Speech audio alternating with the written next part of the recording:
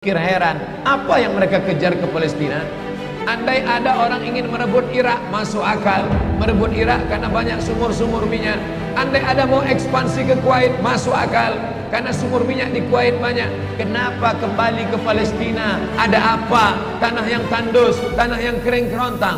Mereka ingin membuat sebuah negara dengan keyakinan akan turun Mesias, sang juru selamat yang dijanjikan oleh Tuhan, dengan syarat orang-orang Yahudi mesti kembali ke negeri yang dijanjikan Tuhan. Yang kedua, Mesias sedang menunggu. Mesias melihat ke bawah. Kalau dia tengok di bawah masih banyak gurun pasir, dia tidak mau turun. Dia ingin melihat hijau. Kalau sudah dibentang karpet hijau, baru dia turun ke bawah. Maka yang dimaksud dengan hijau itu adalah ditanami tanaman-tanaman hijau, penghijauan yang luar biasa. Dan ketika Israel masuk ke Palestina, mereka ambil tanah itu, mereka hancurkan rumah orang Islam, mereka buat tembok panjang. Penjara terbesar dan terpanjang di dunia adalah Palestina. Mereka kurung orang Palestina. Mereka buat tembok beton yang tinggi, panjangnya 700 km lebih. Dari Pekanbaru kita lihat, Anda menuju Medan Sumatera Utara 600 km. Mereka membuat tembok tinggi 700 km. Bayangkan, umat Islam terisolir dan mereka tanami hijau-hijau. Makanya Allah berkuasa, Allah mau tunjukkan kuasa, lalu Allah buat tanaman hijau itu menyala. Dalam pokok yang hijau itu menyala beberapa bulan yang lalu. Heran orang, Allah mau menunjukkan kekuasaannya. Kalian tidak mau tolong Palestina, aku yang akan menolongnya. Tanaman yang hijau yang mereka tanam itu tiba-tiba terbakar. Tidak ada yang bisa mematikannya. Sampai-sampai reporter wartawan Amerika mengatakan, tidak ada yang bisa mematikan kebakaran ini kecuali Tuhan, karena Dia yang membakarnya. Mengerti keadaan kita zaman sekarang. Jangan sampai dikatakan Palestina bukan urusan kita. Ini kan masalah politik. Indonesia ya Indonesia, Palestina ya Palestina. Antum tidak mengerti masalah dunia. Palestina adalah masalah umat Islam. Subhanalladzi asra bi'abdihi. Maha suci Allah yang sudah memperjalankan hambanya minal masjidil haram, dari masjidil haram, ilal masjidil aqsa, masjidil aqsa. Masjidil aqsa Palestina. Kita yang tertulis dalam kitab suci kita bahwa kita punya ikatan emosional. Kenapa kita tidak yakin itu? Yahudi ajarannya dibuat-buat, ajarannya mitos, tapi mereka punya keyakinan yang luar biasa. Mereka rebut negeri itu, mereka kuasai, mereka hancurkan negeri musuh. Atas dasar apa? Keyakinan bahwa Mesias akan datang. Yang kelima, apa yang mereka lakukan untuk Palestina? Mereka meyakini ada Temple of King Solomon, tempel, kuil King Solomon, Raja Sulaiman. Datang pula orang Indonesia latah, dikatakannya Sulaiman ini kerajaannya bukan di Palestina, di Yogyakarta, Sleman. Kata dia, King Solomon itu punya tempel kuil, dan Temple of King Solomon letaknya pas di bawah Al-Masjidil Aqsa. Apa maknanya? Mereka mengeruk setiap hari bulldozer, traktor, ekskavator, terus mengeruk keliling Masjidil Aqsa.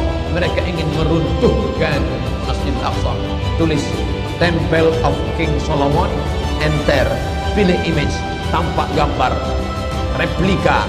Inilah kerajaan Sulaiman yang ada di bawah Masjidil Aqsa. Akan mereka naikkan.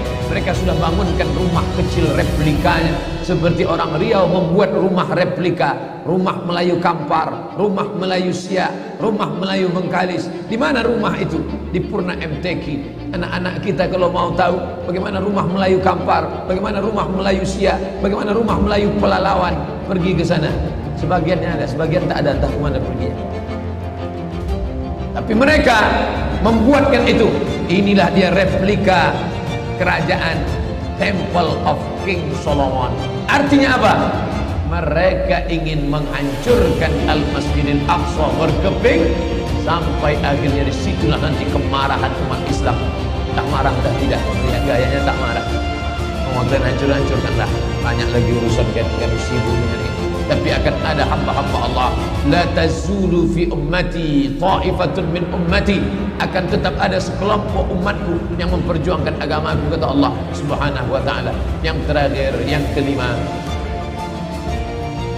akan turun Mesias. Kapan itu terjadi? Ketika terjadi perang besar. Sebetulnya dalam agama Islam sudah dituliskan yang dimaksud dengan Mesias itu siapa. Kata Imam Al-Hafiz Ibnu Hajar Al-Asqalani dalam Fathul Bari, yang dimaksud dengan yang dinanti-nanti mereka itu adalah Dajjal. Dajjal itulah sesungguhnya yang sedang mereka nanti. 70,000 Yahudi wara'ad Dajjal. Ada 70,000 Yahudi yang akan berada di belakang Dajjal ketika dia turun nanti. Makanya tiap hari, tiap petang kita berkata, Allahumma inni a'udzubika min adzabi jahannam wa min adzabil qabri wa min fitnatil mahya wal mamat wa min syarri fitnatil masihid Dajjal. Dajjal itulah yang sedang mereka tunggu. Dajjal itulah yang sedang mereka nanti-nantikan. Kita menantikan kedatangan, dia pun juga menantikan akan kedatangannya. Bedanya apa? Mereka meyakininya dengan semangat. Semangat mereka luar biasa. Mereka bangkit. Umat Islam percaya. Padahal tiap hari dia katakan sebelum salam, Allahumma inni a'udzubika min adzabi jahannam wa min adzabil qabri wa min fitnatil mahya wal mamat wa min syarri fitnatil masihid Dajjal. Tiap hari dikatakan, tiap hari diucapkan. Tapi dalam hati, betul tak Dajjal datang? Tahiyat tidak. Mereka yakin Dajjal akan datang, tapi mereka katakan itulah pemimpin kami, itulah Tuhan kami, itu adalah jelmaan daripada Tuhan kami, itu yang akan menghancurkan dunia, dia akan menjadi panutan kami. Kita berkata itu musuh kami, tapi kita pun ragu, entah musuh entah tidak. Oleh sebab itu kita minta ampun kepada Allah atas kurangnya iman kita. Subuh ini kita bangkitkan semangat kita, tapi yang datang kenapa Allah tidak menolong? Katanya Allah itu maha kuasa. Cukup dia teriakkan saja, malaikatnya satu berteriak, pecah gendang telinga orang Yahudi, mati. Cukup dia tiupkan angin sejuk, terhirup, mati. Kenapa tidak dia matikan saja Yahudi itu? Datang Syekh Muhammad Jibril, Syekh Dr. Muhammad Jibril, Syekh Profesor Dr. Muhammad Jibril, dosen tafsir Al-Azhar. Kami undang, mahasiswa Indonesia mengundang di waktu di Mesir dulu kuliah. Lalu saya tanya, Assalamualaikum Syekh. Ya, kaum Ad binasa, kaum Samud binasa, kaum Midian binasa, kaum Iram binasa, kaum Fir'aun binasa. Kenapa Allah tidak membinasakan Israel ini? Senyum Syekh Muhammad Jibril. Apa kata dia? Ya beni, anakku, seandainya Allah membinasakan Israel ini, lalu apa yang tersisa untukmu? Ditunjuknya saya. Seandainya Allah membinasakan Israel ini, lalu apa yang tersisa untukmu? Terdiam saya. Allah sengaja sisakan ini sebagai medan jihad kita menolong agama Allah Subhanahu wa ta'ala.